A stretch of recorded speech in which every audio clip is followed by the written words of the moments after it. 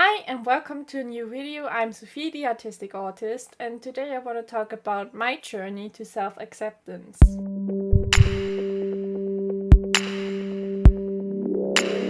So, to start it off, first I want to declare I'm not the most self-accepting person in the world, but I was before I, but 2 years ago I was really struggling with myself. I was kind of like fighting against myself. And this was because I had no clue of autism and no autism diagnosis or anything in that direction. And I thought basically I was a normal human being who just couldn't be normal, who just couldn't make it. I thought I was weak. I thought I didn't try hard enough. I thought I was scaring away from hard things, hiding and things like that. And I tried to fight those things. I tried to stay in a job that made me sick, both physically and psychologically. But I wanted to do it. I wanted to fight through and everything, and that was impossible. And it was so hard because I didn't listen to myself. I did eventually stop working in that job, but only because doctors told me I need to, and I really need to, and that's very important. Then I accepted it. But I basically told myself the whole time that is sickening, that is hard for you, you can't do this. I just didn't listen to it. I was like, it must work. What I thought basically I should do was challenge myself to be in those hard situations. And that was wrong because I'm autistic, and those situations, I'm not scared of them for irrational things. I'm scared of them because they are so exhausting to me. And my journey to self-acceptance started with me digging into autism, basically.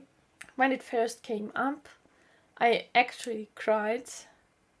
I cried so much because I was like, so I'm not doing it wrong. I'm not just a weak person. I'm not useless. I'm okay the way I am. And I cried so much and I was so happy. And then came a downtime because people around me that heard that I might be autistic were like, can you still have a job? Can you still marry? Can you still have kids? And stuff like that. And I was like, oh my gosh, how should everything work? And I might have told this in my autism diagnosis story already, the first video I made. But this was kind of a shock.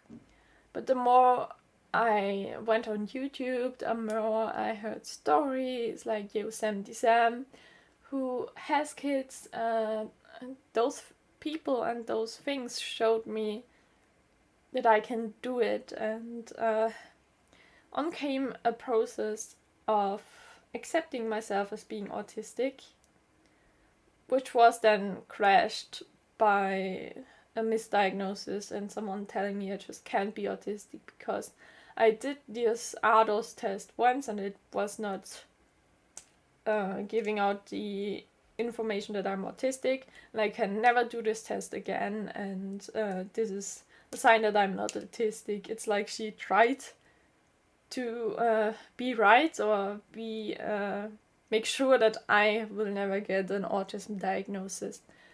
And that because she wouldn't want to admit it, but basically analyzing her behavior, she just saw me, and from the start she was like, this can't be. Think of other diagnoses. This can also be a non-autistic thing. Everything I told her was having another reason and everything. It was crashed. I was wrong again. I was hopeless again.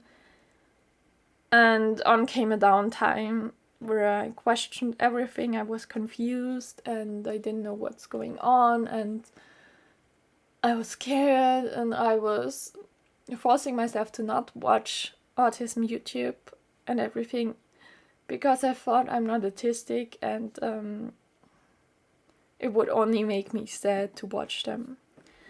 I worked with my ongoing therapist who was like, yeah, this may be true.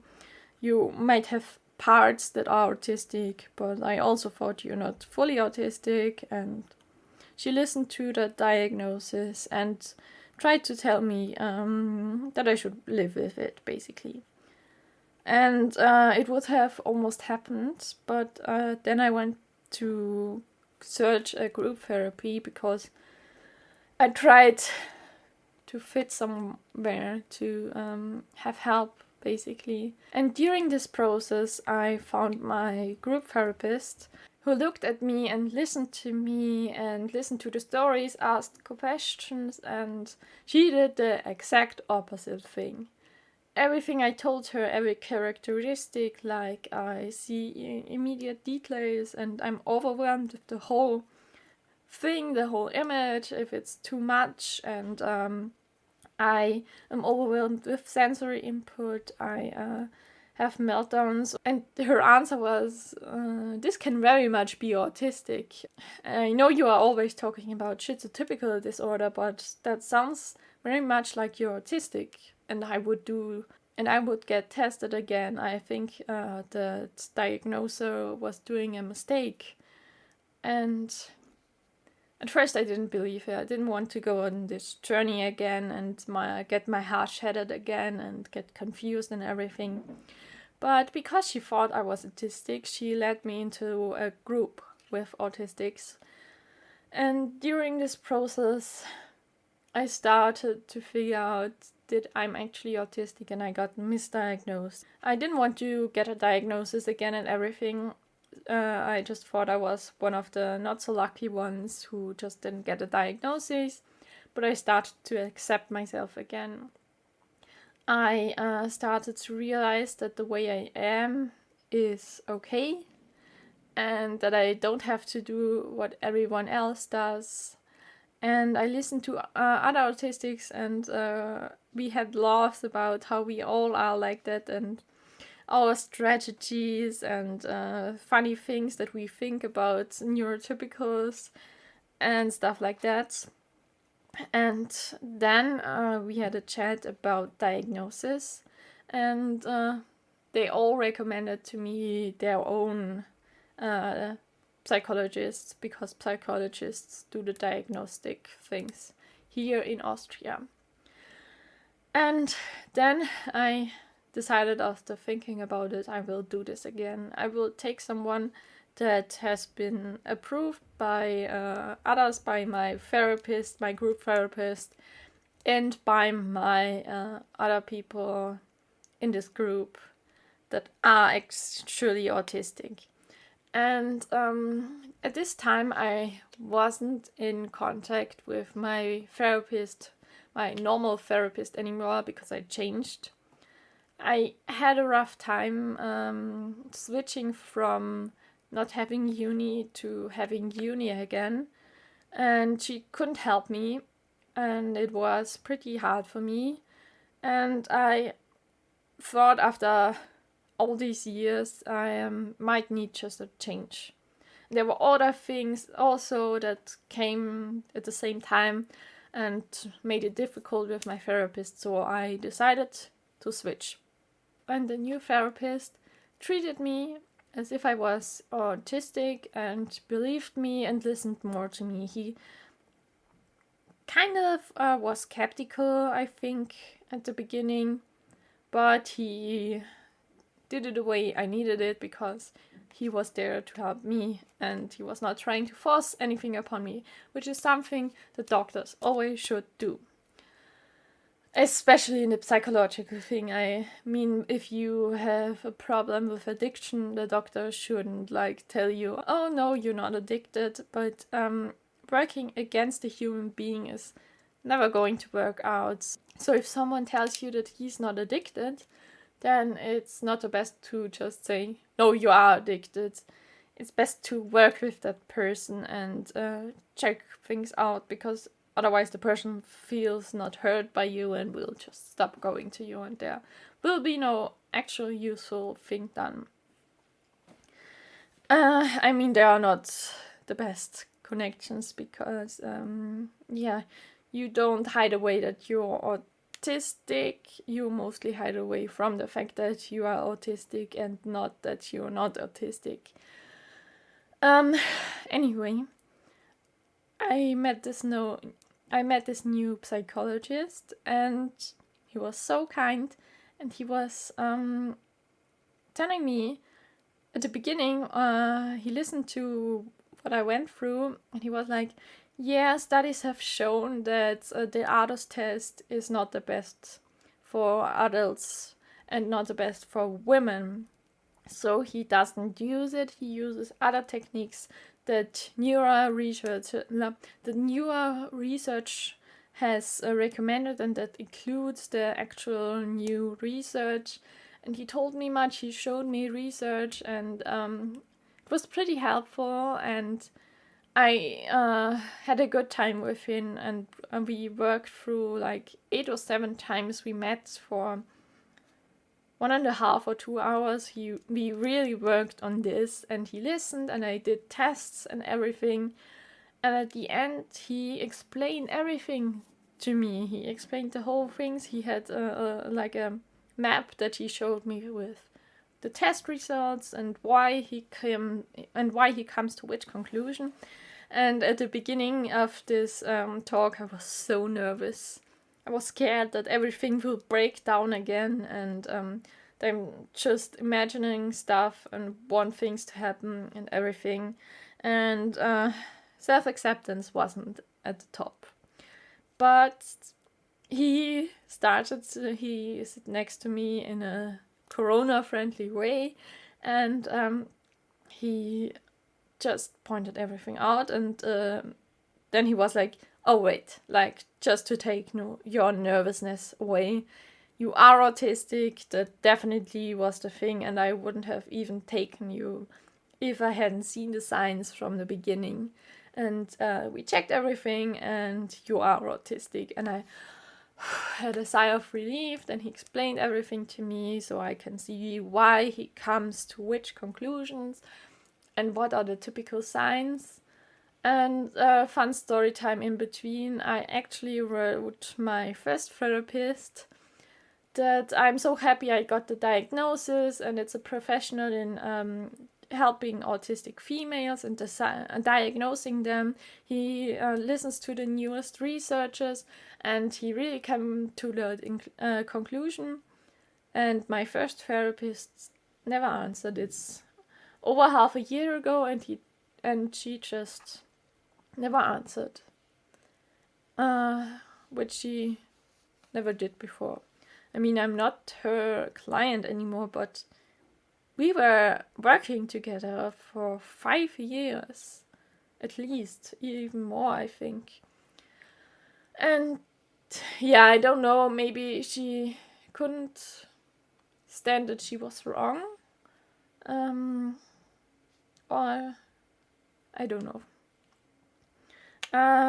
Anyway, after a short time after that message where I questioned everything, I started to listen to my group therapist, who we had the next session, and I told everyone that I had a diagnosis now, and they were like, are you surprised? Because we all know that you're autistic. Like, this is not a surprising message to us. And we talked through the results again and everything, and I finally felt safe accepting that I'm autistic.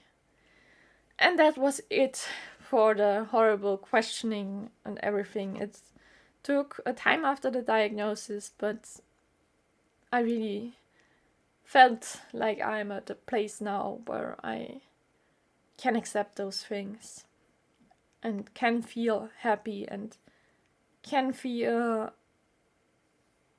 more at peace with myself. And that's because now society accepts me, and that shouldn't be the case with self-acceptance, that you need that, but I am free in a way. I'm free from all. I'm free from that fighting and that box of hard to work with from therapists and manipulative and all of those things that I never understood, but I heard so many times. And I could start accepting myself. I watched YouTube videos again. I talked with the community. Others were very happy for me because I started to react to them again and started to come into the community.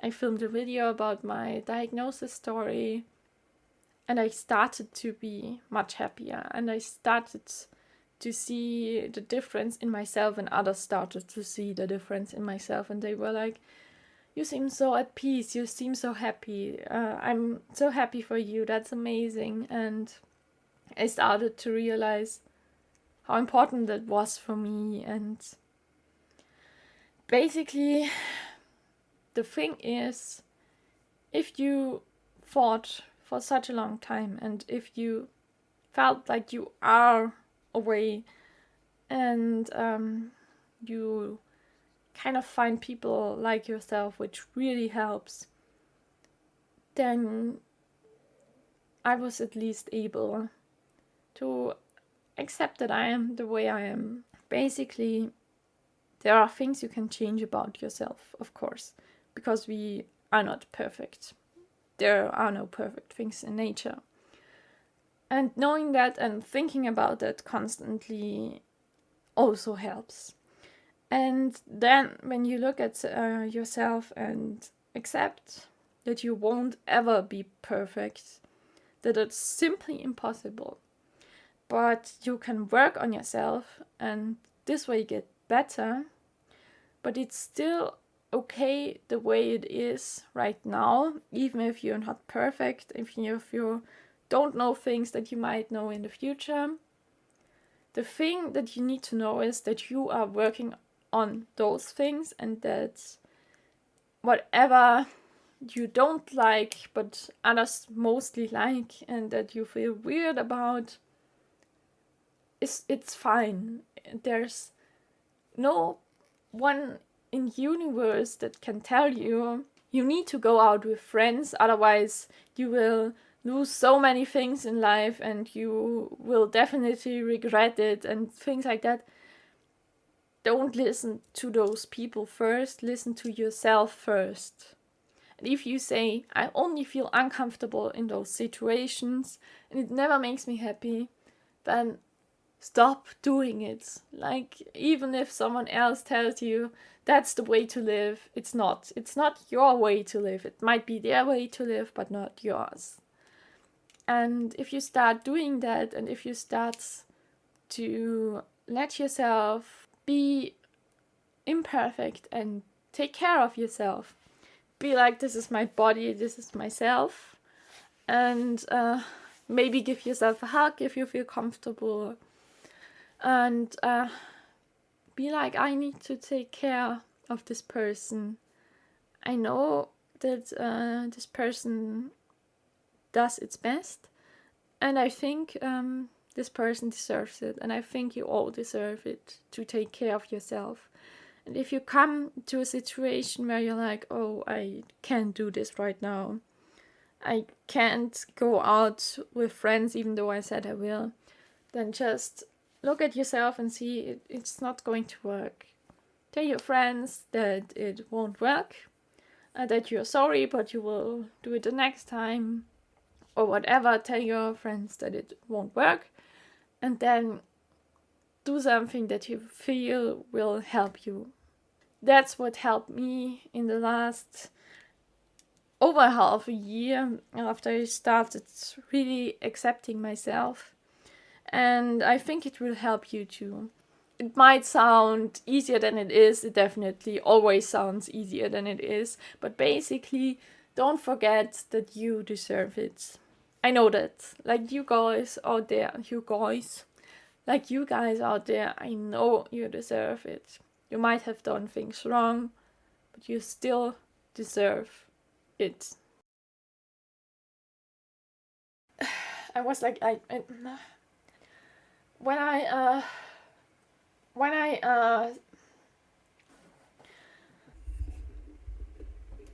hope you heard me, guys. And during this process, I found during this who meltdowns or things like that in my head and things like that. Anyway. And I really mean that. Believe me. And you might be different than I am. You might have a harder time than I am. You might have it easier than I had it. You might struggle with speaking English sometimes. But I believe in you. You will find your way. Bye!